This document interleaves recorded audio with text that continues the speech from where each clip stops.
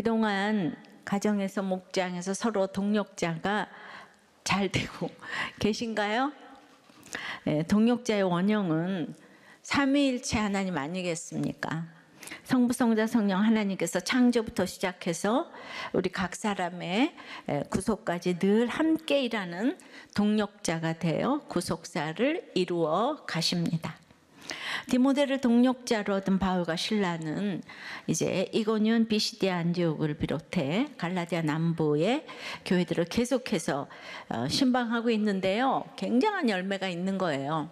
그러니까 율법과 할례로 구원받는 게 아니고 오직 믿음으로 죄 사함 받고 구원 얻는다. 그리고 이제 최소한의 몇 가지 규칙을 지키라고 얘기를 했는데 너무 열매가 많고, 이제 그러니까 여기가 내가 이제 평생에 선교할 곳이구나. 그래서 이 신방이 끝난 다음에 그동안 1차 선교 여행 때 이제 돌아봤던 곳들을 다 돌아보고 다음의 행로를 이제 고민했을 것입니다. 이때 하나님의 환상으로 바울과 그의 동력자들을 인도해 주십니다. 특별히 성부, 성자, 성령 하나님이 총출동해서 인도를 하시는데요. 삼위일체 하나님의 특별한 인도하심을 보여주는 것이 오늘 성령의 환상입니다. 지금은 성경으로 해석이 됩니다만 그 당시는 신약 성경이 없던 시대이니만큼 이 갈 길을 환상으로 인도하신 것을 봅니다. 이 환상이요, 신약에 12번이 나오는데 사도행전에 11번이 쓰였어요. 그래서 오늘은 성령의 환상에 대해서 이제 삼위일체 하나님의 사역으로 살펴보겠습니다. 왜냐하면 오늘 삼위일체가 다 등장하셨거든요. 첫째로 성령의 환상은 성령 하나님이 효과적인 거절로 인도하십니다. 우리 성령 하나님은 효과적으로 도우시잖아요. effective power. 6절입니다. 성령이 아시아에서 말씀을 전하지 못하게 하시거늘 부르기아와 갈라디아 땅으로 다녀가. 갈라디아 남부 신방을 마친 바울은 잘 닦인 로마의 국도를 따라 서쪽으로 더 나아가려고 했습니다. 서쪽으로 약 400km 정도, 그러니까 2주일 정도 부지런히 걸어가면은 이제 그 아시아의 최대 도시인 아시아의 강남 에베소가 있었기 때문이죠. 비시디아, 안디옥이 보이죠? 그리고 옆에 에베소가 보입니까? 네. 당연히 거기 에베소에는 디아스포라 유대인들도 많이 살고 있었고 또 이제 유대인 회당도 있었어요. 따라서 바울은 애당초 에베소에서 전도할 계획이었습니다. 그런데 성령님께서 바울의 아시아 전도 계획을 거절하셨다는 거예요. 말씀 전하는 일은 때를 얻든지 못 얻든지 이제 지속해야 할 사명 아닙니까? 그런데 그것을 성령께서 금하시다니 바울이 너무 이상한 거죠. 여기서 못하게 하시거늘은 아주 강력히 반대했다, 거절했다 이런 뜻이 있어요. 그런데 성령께서 이제 강력히 이렇게 이제 금하셨다는 걸 볼 때 성령께서는 바울이 깨달을 수 있는 분명한 방법으로 아시아의 전도 사역을 막았음을 이제 알 수가 있는데요. 이걸 성경이 침묵하고 있어요. 근데 우리는 성경이 침묵하는 것을 그 당시에 저자의 입장과 거기로 들어가서 깨닫는 게 큐티죠. 그리고 띵크라고 할 수 있죠. 우리는 이제 생각을 해보는 거예요. 여기 이유가 하나도 안 나와 있으니까. 지난주에 우리가 에베소 사진을 보았잖아요. 거기 아데미 여신 등 굉장히 화려한 도시잖아요. 지금으로 봐도 막 밑에가 다 다리석이고 그냥. 그런데 이제 그 대단한 그 에베소를 이제 전도하러 가야 하는데 이제 막 바울을 따라 나선 어린 호녀라 디모데와 그리고 지금 막 초보의 길을 걷고 있는 선교팀이잖아요. 신라하고. 그런데 그 사람들이 들어가서 감당하기 힘든 이 지역이었으면 알 수 있어요.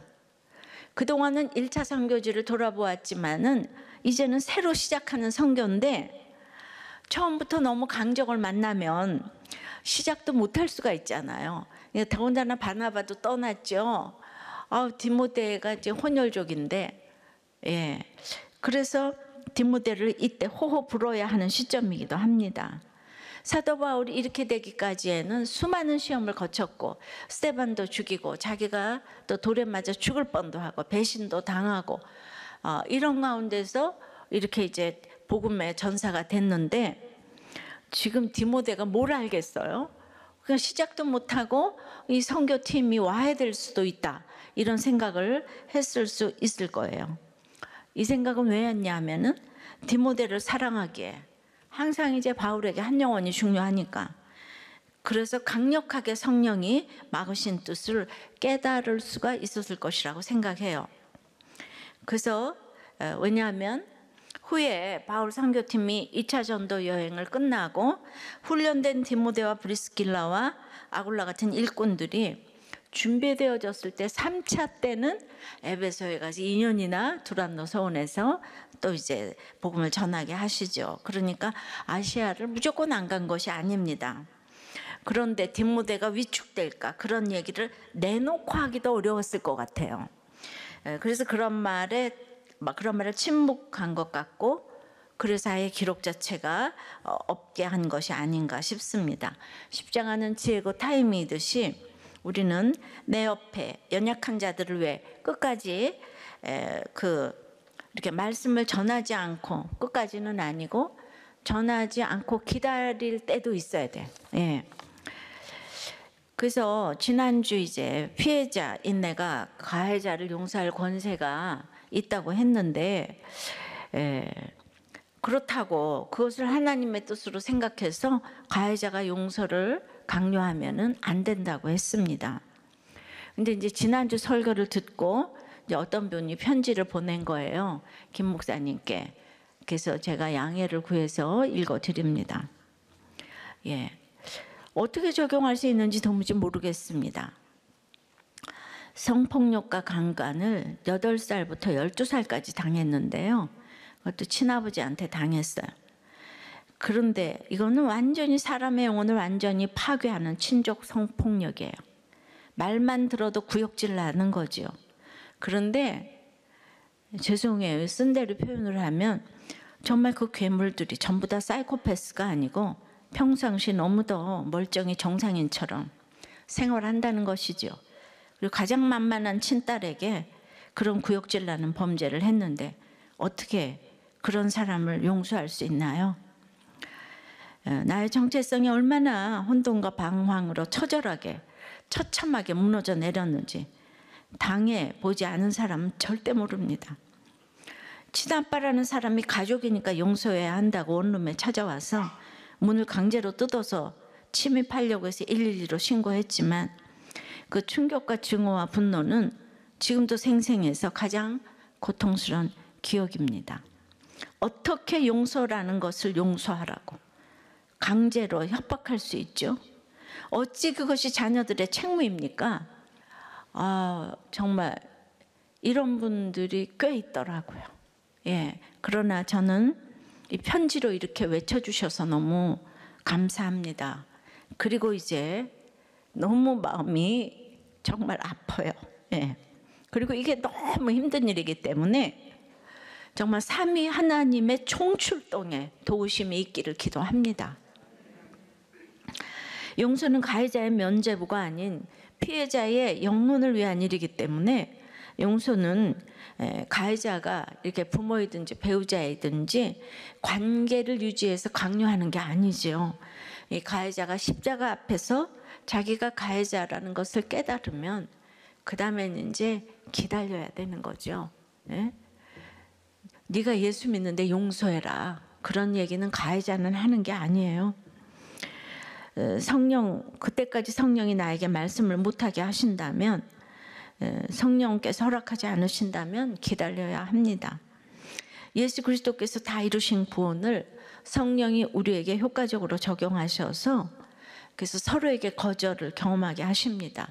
피해자는 이미 거절을 경험했고 가해자는 후에 예수를 믿었어도 이제 거절을 계속 경험을 지금 하게 하는 거잖아요.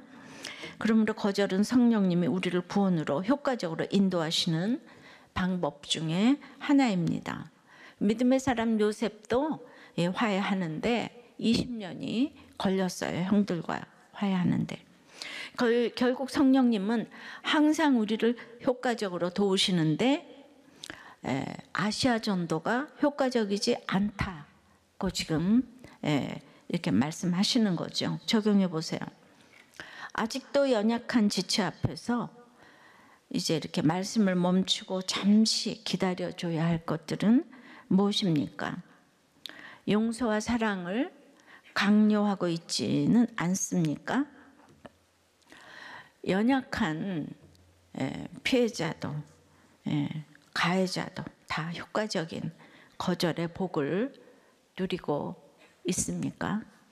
성령의 환상 두 번째는, 첫 번째가 성령이 효과적으로 막았다면 두 번째는 이 낮아지신 십자가의 성자 예수님의 영으로 또 거절을 하십니다. 그러나 이제 바울은 성령의 거절에 대해서 묻거나 따지지 않았어요. 성령께서 아시아에서 전도하지 말라고 하시니까 이제 서쪽으로 향하던 발걸음을 주저없이 북쪽으로 딱 돌리십니다. 6절 하반절이에요. 그들이 부르기아와 갈라디아 땅으로 다녀가 무시아 앞에 이르러 비두니아로 가고자 애쓰되 예수의 영이 허락하지 아니하시는지라. 삼위 하나님 성령이 나왔고 예수의 영 나왔습니다.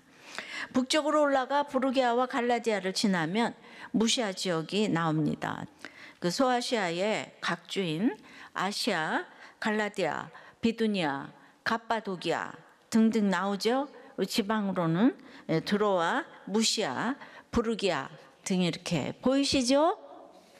이 부르기아와 무시아 경계에 이르러 바울은 계속 북진해 가지고 비두니아에 가려고 애를 썼어요. 한 150km 정도만 더 가면 비두니아의 그 중심부에 이를 수 있었거든요. 거기에는 니코메디아와 니케아라는 두 개의 대도시가 있었는데 당연히 이제 회당을 중심으로 한 유대인 공동체도 있었고요.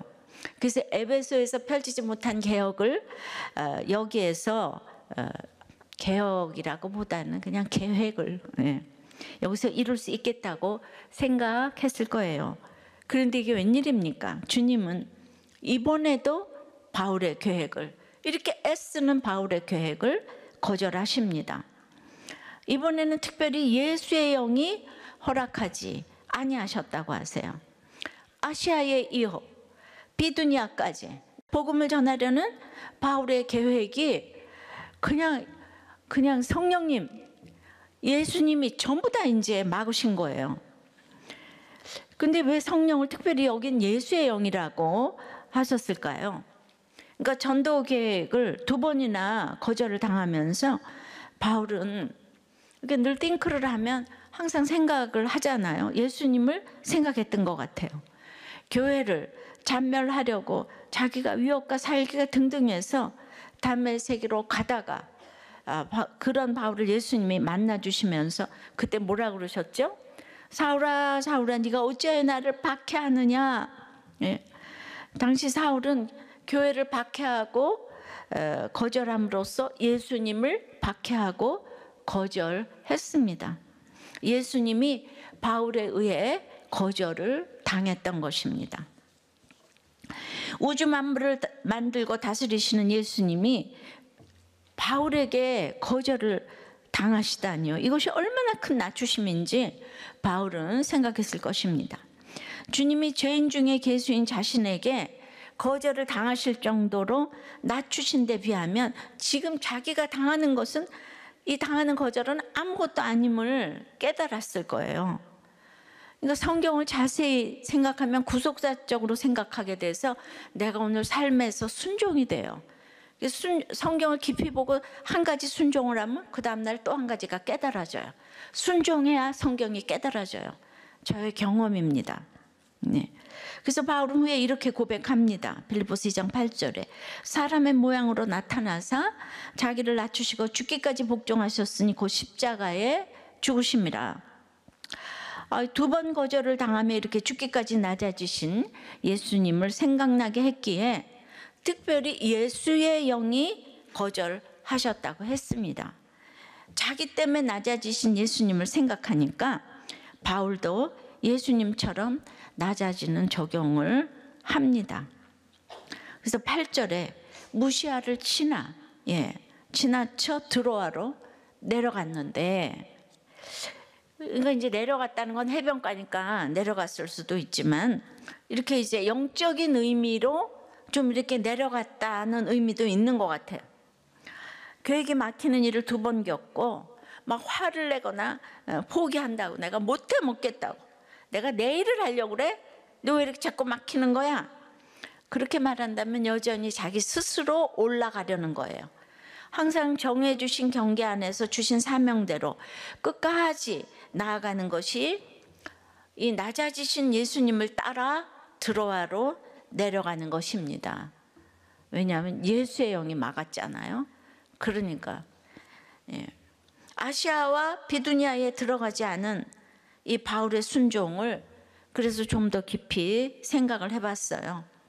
예수님을 따라 낮아진 바울의 적용은 무엇일까? 왜 성경에 그 이유가 기록되지 않았을까? 예. 그런데 성경에서 아시아와 비두니아가 함께 나오는 구절이 딱 하나가 있어요. 베드로전서 1장 1절 2절입니다. 예수 그리스도의 사도 베드로는 본도, 갈라디아, 갑바도기아, 아시아와 비두니아에 흩어진 나그네에게 편지하노니, 그러니까 그 지도를 보시면 지금 계속 똑같은 걸 지금 보고 있는데, 베드로가 자기 형제 지체들에게 편지를 했는데, 베드로가 편지를 보내는 지역이 1차 전도 여행을 다닌 이게 토로스 산맥 주변의 남갈라디아를 제외한 소아시아 일대예요. 베드로가 이 지역에서 전도했다는 기록이 성경에는 없지만 이 편지로 미루어 볼 때 이 넓은 지역에 흩어진 교회들은 베드로 사도를 직간접적으로 알고 있었을 것이라는 거죠. 직접 보지는 못했어도 수석 사도 베드로의 권위는 다 인정하고 있었지요.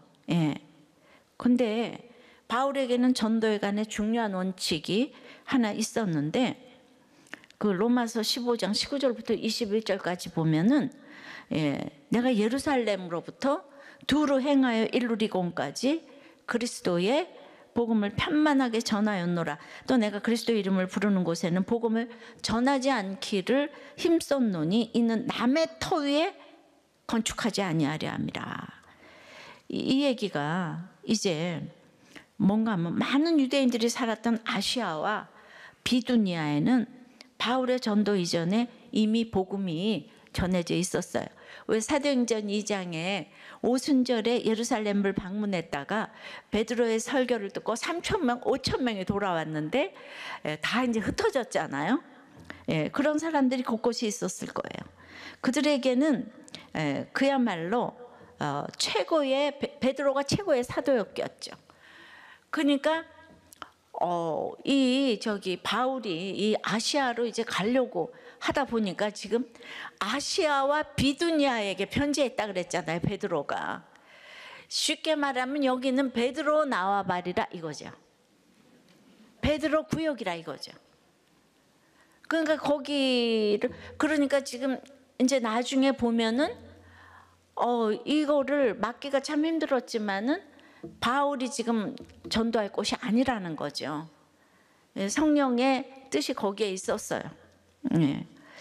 그러니까 따라서 바울이 아시아와 비두니아에 가서 복음을 전했다면 가뜩이나 유대인과 이방인의 갈등이 있는 상황에서 유대인의 사도인 베드로와 이방인의 사도인 바울 사이에 경쟁하는 듯한 이런 불필요한 오해가 생길 수가 있는 거죠.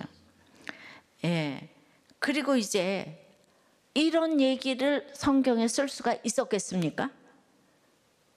하늘같이 여기는 베드로 사도의 나와바린데, 그러니까 이쪽은 베드로가 잡아서 이제 할 수 있는 곳이다. 그런 이제 성령의 그 깨달음이 왔겠죠. 그러나 2차 때는 에베소가 남의 터일 수 있지만 3차 때는 가서 가르친 것이 그때는 또 이제 베드로하고 긴장 관계가 해소됐을 수도 있고, 그러니까 때에 따라서 남의 터, 내 터가 좀 바뀔 수가 있는 거죠. 그래서 바울이 아시아와 비두니아에 가지 않은 것은 순종인 동시에 아주 낮아지는 적용입니다.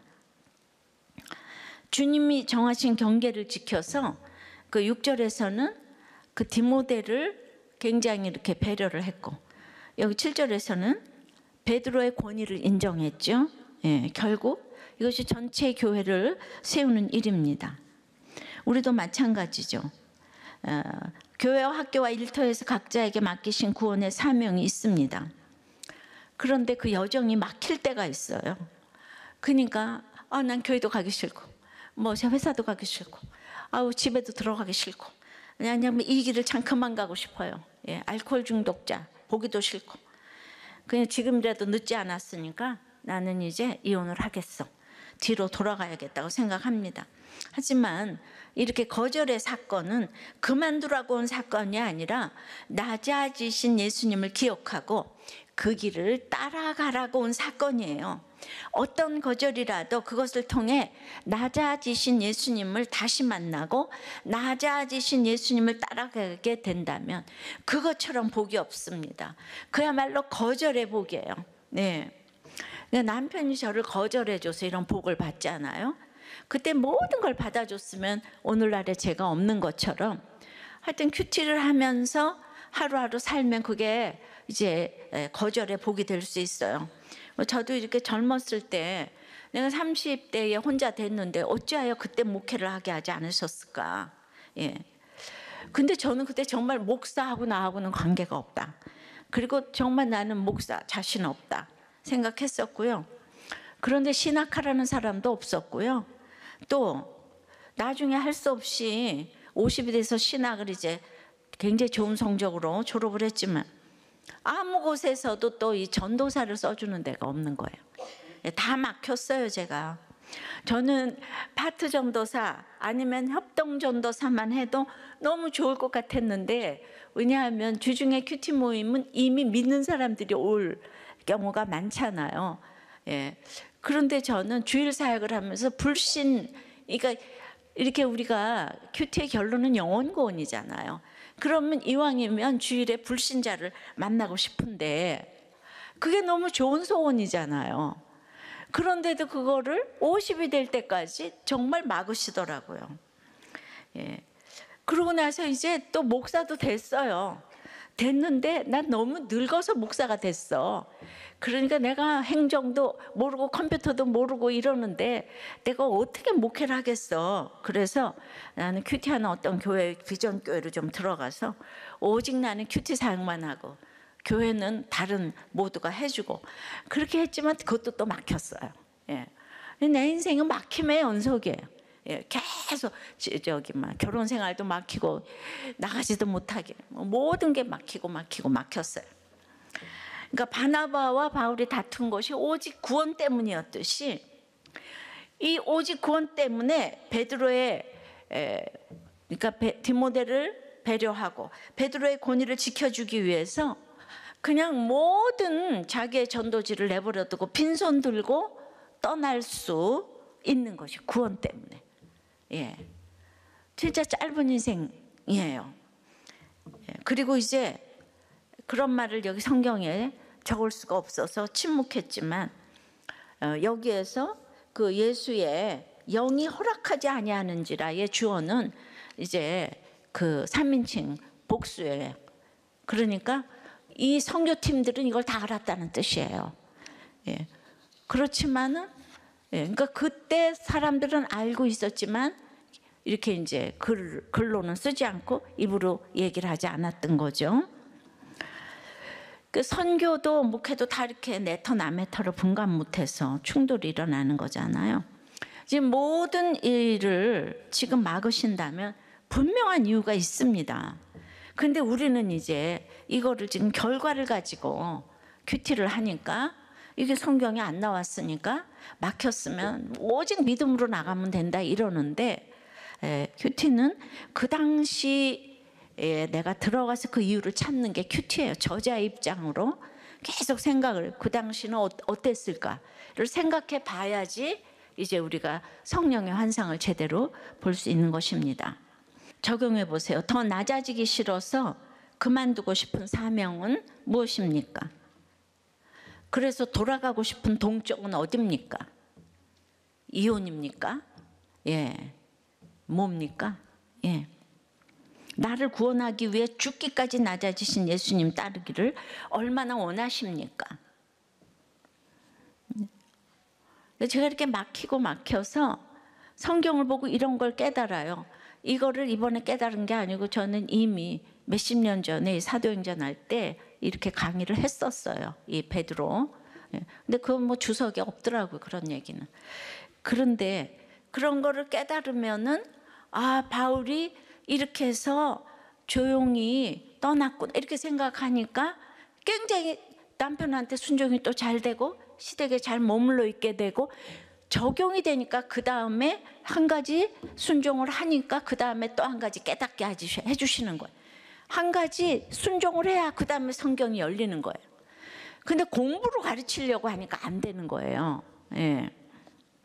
자, 그래서 성령의 환상 세 번째는 예, 이제 감추어진 하나님의 경륜인 거예요. 성령의 이 환상이. 예, 이 경륜은 결국 그 마지막 결론이 우리 공동체가 우리가 한 사람의 구원을 돕는 것이에요. 이 모든 것의 결론은 삼위 하나님의 결론은 한 사람의 구원을 돕는 것이에요.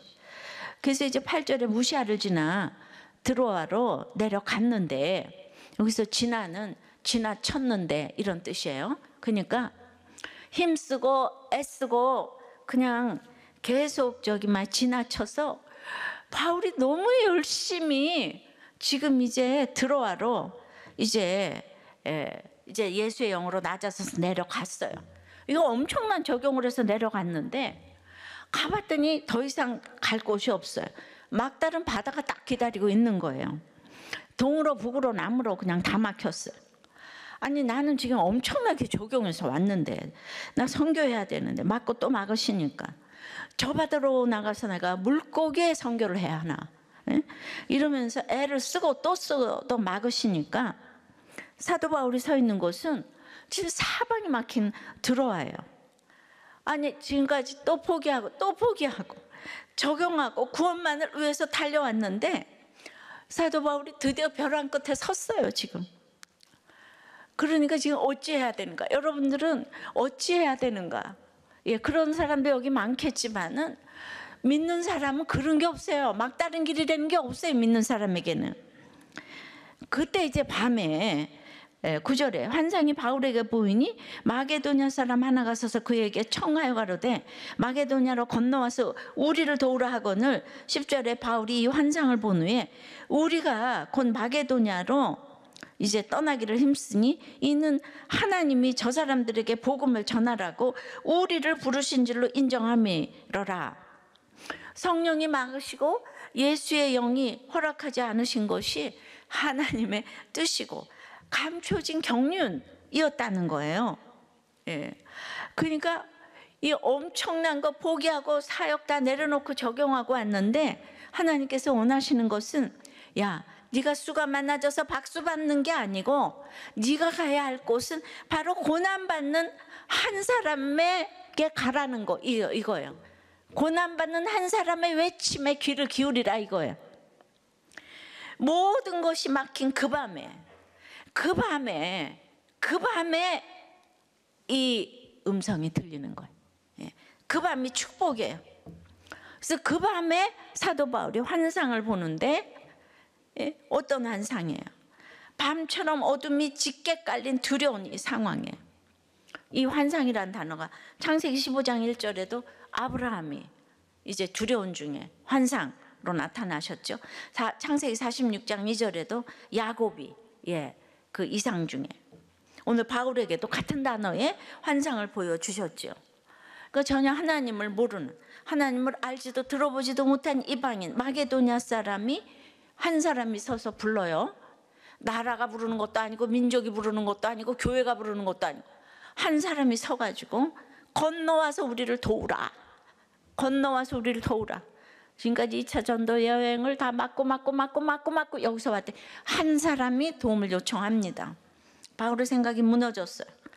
들어와는 하나님께서 모든 것을 막으신 땅이 아니라 구원을 위해 바다가 활짝 열린 땅이었던 것입니다.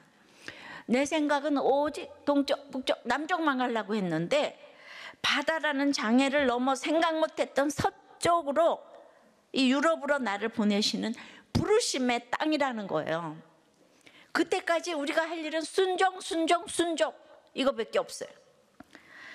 그러니까 여러 이제 문화권을 이해하고, 그러기 위해서 언어가 가능한 디모데와 실라를 이미 붙여줌에도, 성령이 막아도, 예수의 영이 막아도 바울이 깨닫지를 못하니까, 말씀해도 깨닫지를 못하니까 하나님께서 환경으로, 이미지로 내 눈에 보이는 나를 절실히 필요로 한 사람으로 찾아오신 것이에요. 1차 선교 여행 때는 지역의 한계에 갇혀 있었는데 이제 사람을 향해 나아가니까 지역은 의미가 없어졌어요. 우리들 교회도 교회 부흥을 위해서 이 교회가 태동된 게 아니에요. 가정중수와 말씀 묵상, 이거는 지역의 의미가 없어요. 1차 때는 산맥을 넘어 지역의 한계를 넘었는데 이제 한 사람을 생각하니까 도저히 길이 없다고 생각한 바다에 길을 내십니다. 사역이 아닌 사람인 것이죠. 행사가 아닌 예배인 것이에요. 다수가 아닌 한 사람입니다. 항상 길이 없다는 사람에게 우리들 교회 오면 길을 내시고 살아나는 걸 보게 하시죠. 정말 길이 없는 사람들이 와서 다 이렇게 살아나세요. 아까 편지 보내신 분도 정말 길이 없는데 편지를 썼다는 것만으로도 길이 나실 줄 믿습니다. 이런 얘기를 죽을 때까지 다 얘기 안 하죠. 혼자서 아파서 그냥 부여잡고 사는 거예요. 듣기만 해도 읽기만 해도 눈물이 정말 났어요. 바울이 마게도냐 사람의 환상을 본 후에 그 마게도냐 사람도 건너와서 우리를 도우라 그랬잖아요. 그 한 사람이. 근데 여기도 우리가 있어요. 여기 지금 우리가 두 번이나 이제 10절에 나오죠. 바울, 실라, 디모데가 있다는 것은 이미 알고 있습니다. 그런데 여기에 이 글을 쓰고 있는, 사도행전에 글을 쓰고 있는 누가가 여기 합류를 합니다. 이 선교팀에. 그리고 자기 이름은 안 내고 우리라고 계속 얘기를 해요. 드로아에서 바울을 따라 나선 이후에 끝까지 그의 곁을 지키면서 수행원 역할을 감당했습니다. 누가는 의사고 헬라의 학문과 문화에 능통했어요. 그렇기 때문에 헬라의 중심부로 들어가야 하는 바울에게 누가를 얻은 일은 정말 큰 힘이 되었어요. 유대인 지도자 모두 갖다 놔도 유다 하나를 당할 수가 없어요. 누가는 사도행전을 쓰고 누가복음을 썼어요. 신약의 27%를 감당하는 어마어마한 동역자, 이방인 누가를 보내주셨습니다. 1차 여행의 동역자였던 바나바와 마가가 다 떠났지만 그때 바울은 실라 한 사람 데리고 출발을 했지만 이제 디모데가 합류하고 누가가 합류했는데 이 4명은 소도 잡고 말도 잡을 이런 사람을 붙여주셨어요. 내가 순종을 하면 하나님은 사람을 붙여주십니다. 삼위 하나님의 인도하심에 순종을 하니까 뜻을 같이 하는 우리를 허락하십니다. 근데 그 사람들을 보면 유대인들이 보기에는 지금 복음은 유대교에서 나왔는데 거기 유대인 지도자는 없고 디모데는 혼혈하고 누가는 이방인이고 실라는 로마 사람이고 예루살렘에서 온 지도자이지만 그러니까 남들이 보기에는 저 바울은 까다로워가지고 바울 옆에는 좋은 사람이 없어요. 붙어나지를 못하잖아요. 바나바하고 마가를 다 내쫓았지 뭐예요. 이렇게 악성 루머가 돌지 않았겠어요? 이것도 제 띵크예요. 그랬을 거예요. 그죠? 왜냐하면 제가 하도 욕을 먹다 보니까 이것도 제가 이렇게 그러나 성부, 성자, 성령 삼위일체 하나님께서 총출동하셔서 바울의 선교를 환상으로 분명하게 인도하실 뿐만 아니라 삼위일체의 우리를 닮은 믿음의 공동체를 주셨습니다. 주님의 말씀을 함께 해석하고 적용할 우리를 주신 것이죠. 사람이 많다고 우리가 되는 건 아니에요. 바울과 실라와 디모데와 누가, 이 네 사람은 이제 믿음으로 우리가 되어서 바울이 본 환상에 대해서 의논을 했어요. 어떤 결론을 내렸습니까? 그들은 마게도냐 사람의 환상을 하나님이 저 사람들에게 복음을 전하라고 우리를 부르신 줄로 인정했습니다. 예, 하나님, 여기 하나님이 나오죠? 예, 성부, 성자, 성령이 지금 다 등장을 하셨어요. 여기서 인정했다는 말은 단서들을 하나의 결론을 내렸다는 거예요. 고난이 우리 공동체 안에서 말씀으로 해석이 된 것입니다. 이게 어떤 개념이냐면 격렬한 논쟁 끝에 드디어 내가 설득당했다라는 말이에요. 결국 여러 사건을 통해서 하나님이 이 바울을 설득하고 또 설득해서 이 사도 바울의 의지와 그의 길을 드디어 내려놓게 했다는 뜻이에요. 내가 하고 싶은 것이 하나님의 비전이 아닙니다. 하나님의 비전이 우리의 꿈을 무너뜨리고 우리의 인생을 통해 하나님의 꿈을 만들어 가시는 게 하나님의 비전입니다. 하나님의 꿈이 우리의 비전이 되고 찬양도 있잖아요. 그러니까 큐티가 안 되고 말씀이 안 들리는 사람들이 하는 얘기가 환상을 보고 싶어 하죠. 그거하고 차원이 다른 성령의 환상입니다. 이해되십니까? 이렇게 공동체 안에서 주신 말씀으로 사건이 해석되니까 어떤 일이 일어납니까? 그들은 주신 말씀대로 즉시 곧 마게도냐로 적용합니다. 이해 타산이 없어요. 계산하지 않아요. 즉시 마게도냐로 떠나기를 힘씁니다. 누가 시키지 않았어요. 해야 할 책임이 있는 것도 아닙니다. 그냥 공동체와 더불어 말씀을 듣고 삶이 해석되니까 저절로 즉시 적용을 해요. 이게 성령의 환상 본 사람들의 특징이에요. 우리도 꽤 가는 길이 힘들 수도 있지만 하나님께서 가라고 독려하십니다. 가야만 하는 길입니다. 한 가정만 살아나도 그 교회는 존재할 가치가 있다고 합니다. 근데 우리들 교회는 지금 한 가정만 살아나는 게 아니에요.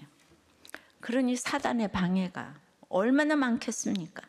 우리들 교회가 그리스도 밖에 있는 이 식구들을 구원으로 인도하라고 우리를 부르신 줄로 인정하고 이제 저와 함께 가는 것이 너무 감사합니다. 네. 그래서 바울에게 이제 계속 이렇게 이제 거절하셨잖아요. 근데 너무 좋은 일을 거절하셨잖아요. 그러니까 바울이 순종하기가 어려운 거예요. 예. 그런데 거기서 디모데를 한 사람 생각했죠. 베드로 한 사람 생각했죠. 그 한 사람을 늘 생각하는 오직 구원 때문에.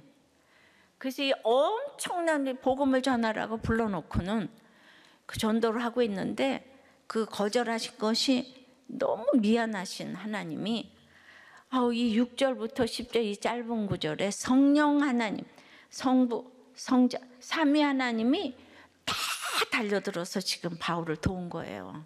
바울이 딴 길로 갈까 봐. 너무 막으니까 내가 이거 안 해버려. 그냥 호흡 불어서 막 그냥 예수의 영, 성령, 하나님.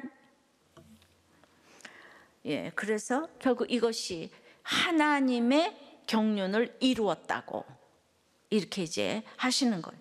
그러니까 여기에 하나님의 거대한 뜻이 지금 이제 있었던 것이죠. 그래서 오늘 설교의 결론이 한 영혼의 외침에 귀를 기울이라. 어떤 사역도 좋지만은 감추어진 하나님의 뜻이 있다는 것이고 성령의 환상은 이렇게 해석이 돼야 건강한 환상입니다. 이해되셨죠? 적용을 해보십시다. 계속 막혀서 하나님의 경륜을 이룬 것은 무엇입니까? 이 얘기는 쉽게 말해서 한 영혼이냐 일이냐 질문입니다. 그래서 하나님께 설득당하기 위해 성경을 제쳐두고 더 구하고 싶은 환상이 있습니까? 돈, 사랑, 주식, 성공 이런 걸 말하는 거예요. 우리 여기 환상을 갖고 있어요. 돈이면 행복할 거다. 아, 환상, 외모, 뭐 성공, 예, 무슨 사랑. 내가 그 남자하고 결혼하기만 하면 내가 주애를 할 텐데. 그 돈만 있으면, 그 아파트만 살면 내가 그냥 교회 열심히 나가고 목장 예배 다 제공할 텐데. 맨날 예, 말은 얼마나 잘하나 몰라. 환상을 갖고 있어요.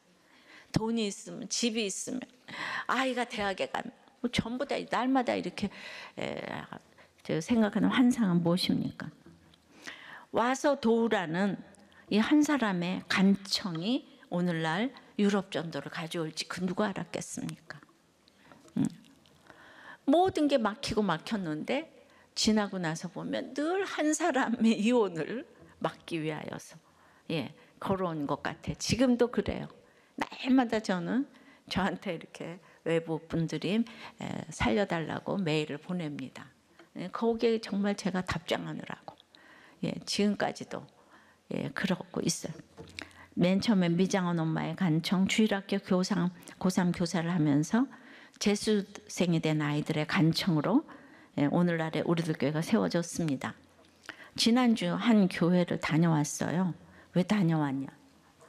예, 그 교회에서 목회자 세미나도 안 오신 교회인데 큐티인을 1000권이나 이제 구입을 하셨어요. 예, 그러니까 온 교인이 이제 큐티를 하겠다고 전 세대별로 갔더니 목사님이 한 영혼을 보라고 인도함을 받으셨대요. 그리고 말씀밖에 없다고 결론을 내리셨답니다. 그래서 어떻게 이거 아셨냐고 그랬더니 목사님 옆집에 사는 어떤 여의사분이 사모님께 큐티인을 선물했고 사모님이 목사님에게 건넸고 일면식도 없던 그 목사님이 온 교인이 큐티인으로 큐티하기로 결단했다는 거예요. 제가 가서 그 여의사 선생님을 뵀는데 그분은 우리도 교회 교인도 아닌 타교인인데 수없이 큐티인으로 지금 전도를 하고 정기 구독까지 해주시고 그래서 그냥 우리도 교회 목사님들 이름을 다 알아요. 예. 그런데 정말 이게 너무나 고무적인 일이 아닌가. 저는 이렇게 알게 모르게 성령의 환상을 잘 해석하셔서 곳곳에 우리를 와서 도우라는 외침에 순종하는 분들이 계셔서 정말 큰 격려가 되었어요. 생각지 못한 이렇게 아마 이렇게 큐티인 사역이 이렇게 될 거라고 하나님께서 이렇게 환상을 보여주시지 않았나. 한 사람이 너무나 중요합니다. 어제 오늘 또 이제 이렇게 우리들 교회 김자옥 성도님이 이제 학부형 모임에서 박상아 집사한테 지금 집사님이 되셨지만은 그렇게 이제 그 너무 힘든 일을 당할 때 학부형 모임에서 큐티인을 준 거예요. 그리고 도대체 나한테 왜 이런 일이 일어났나 하는 박상아 그 성도에게 그때 죄를 보라 그랬다는 이 성도님께서 여기에서 봐야 될 게 자기 죄다 날마다. 그래서 이제 이분이 왔는데 이 화려했던 분이 와서 말씀이 들리니까 2년 8개월 동안 옥바라지 너무 열심히 하고 그 다음에는 거기다가 또 남편에게 이제 큐티인을 넣어주고 그런데 감옥에서 땅끝까지 내려가니까 말씀이 또 들려서 이 30권의 제 책을 몽땅 다 읽어가지고 그냥 너무 은혜를 받으셔서 출소한 날이 수요일이었는데 그때 그냥 그 채로 우리들 교회로 왔어요. 수요 예배를. 그리고 지금 계속 열심히 양육 받는데 우리들 교회가 너무 그렇게 별로 알아봐 주지도 않아서 너무 좋아요. 교회 다니기가. 그냥 왔는지 갔는지 아무도.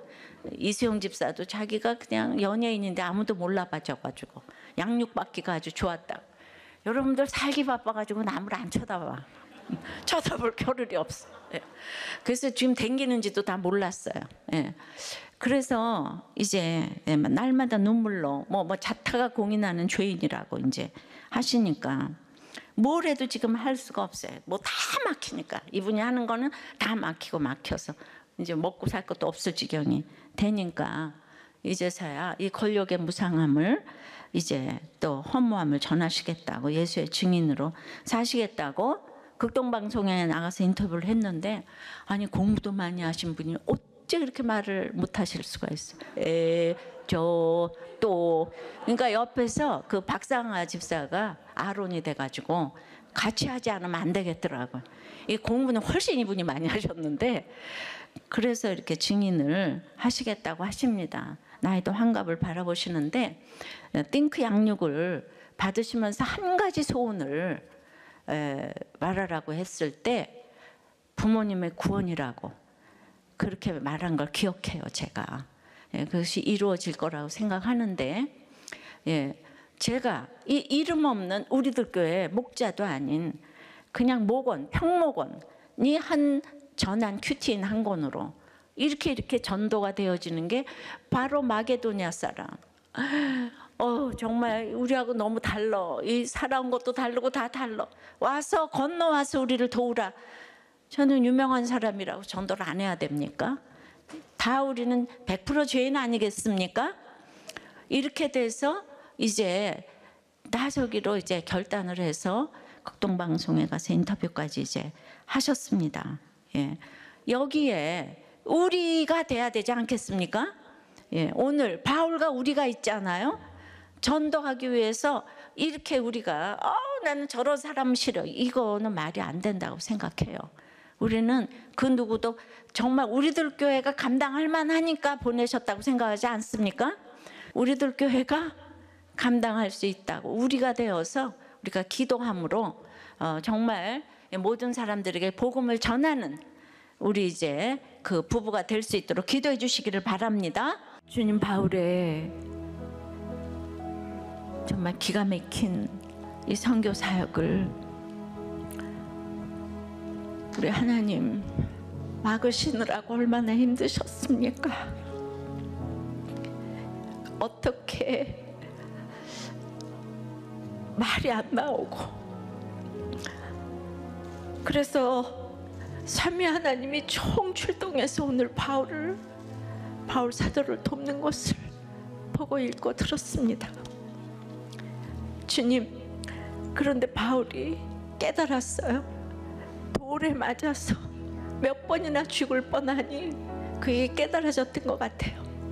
그래서 디모데를 배려하고 베드로의 권위를 인정하며 빈손 들고 그 떠난 오직 구원만을 생각하는 바울의 적용을 이제 보았습니다. 날마다 눈을 뜨면 이 타산에 정말 매여서 성령의 환상이 아닌 세상의 환상을 쫓아서 이렇게 옳고 그름을 따지며 전도를 해도 사람을 차별을 하고 저런 사람은 전도돼서 안 된다고 생각하는 우리의 이렇게 고정관념들 너무나 많은데 이 바울이 수많은 사람을 전도하고 돌에 맞아서 죽을 뻔하고 이 모든 것이 자기가 스데반을 죽였기 때문에 모든 것을 때마다 이렇게 하나님의 음성을 듣는 것을 보았습니다. 주님, 여기까지 이렇게 저도 온 곳이 막혀서 저희 수많은 디모데와 베드로를 지나게 하시고 여기까지 왔어.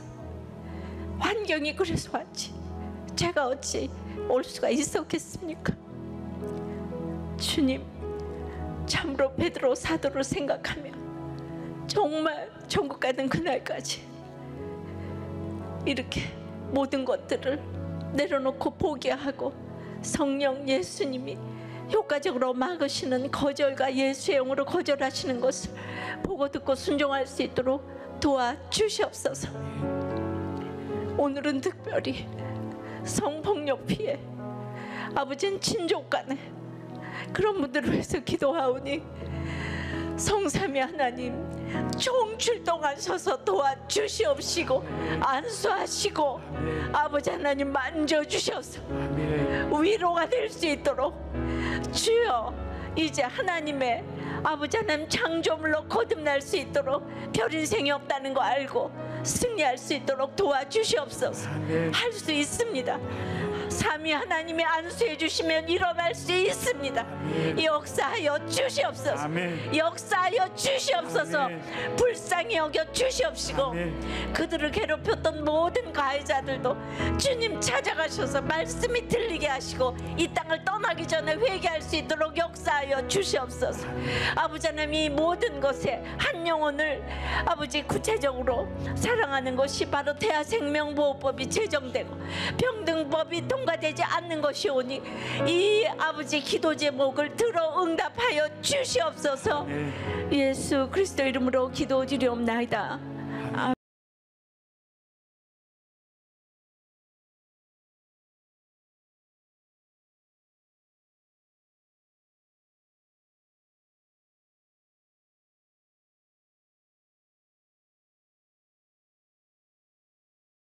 이 자리에 서 있는 것만으로도, 또 저희 부부 이야기를 듣는 것만으로도 마음이 불편해지는 분들이 계시리라 생각됩니다. 저도 저희 일이 아니었다면 똑같은 마음이었을 것 같습니다. 먼저 그분들께 또 하나님께 정말 죄송하다는 사죄의 말씀을 올립니다. 지난 세월 동안 너무 많은 죄를 지어서 하나님 제발요, 숨어서 조용히 믿고 회개하며 가겠습니다. 간절히 기도했지만 하나님께서는 이 자리까지 서게 하셨습니다. 저는 어린 시절 미국으로 이민 가서 학창 시절을 보내고 한국으로 돌아와 어릴 때부터 꿈꿔오던 배우가 되었습니다. 감사하게도 때에 맞춰 좋은 기회들과 돕는 손길들을 허락해 주셔서 실력보다 훨씬 더 순탄한 길로 가며 별의 모양을 하고 있었기에 제가 정말 별인 줄 알았습니다. 그러다 남편을 만난 후로 고난이 계속되었고 땅끝까지 떨어지는 남편의 구속사건이 찾아왔습니다. 사방이 막힌 드로아에서 구원을 위해 활짝 열린 바다를 허락하셨듯이 마게도니아 같은 사람 지인이 전해준 한 권의 큐티인을 통해 저를 우리들 교회로 인도해 주셨습니다. 처음 한동안은 내 죄를 보며 회개하라고, 내 삶의 결론이라고 하시는데 말씀이 인정되지 않으니 듣기가 너무 어려웠습니다. 그러나 숨이 쉬어지지 않아 죽을 것만 같았던 제가 마음 열고 이야기할 곳은 목장밖에 없었기에 목장은 빠지지 않았습니다. 목장에서는 말씀이 안 들리는 제게 이제는 화려한 삶의 자리에서 내려와 가정을 잘 지키는 것이 제 사명이고 사역지라고 알려주셨습니다. 연기 외에는 할 줄 아는 게 없었던 제가 매일 밥, 빨래, 청소를 하며 딸들에게는 따뜻한 엄마가 될 수 있었고, 매주 남편을 면회하러 원주에 오가는 길은 두 딸과 함께 설교를 듣는 시간이 되었으며, 하루를 마감하며 남편에게 썼던 편지는 그날 큐티 말씀으로 나누는 둘만의 목장이 되었습니다. 남편이 2년 8개월의 수감 생활을 마치는 수요일, 가장 먼저 꿈에도 그리던 교회에 와서 함께 예배를 드렸습니다.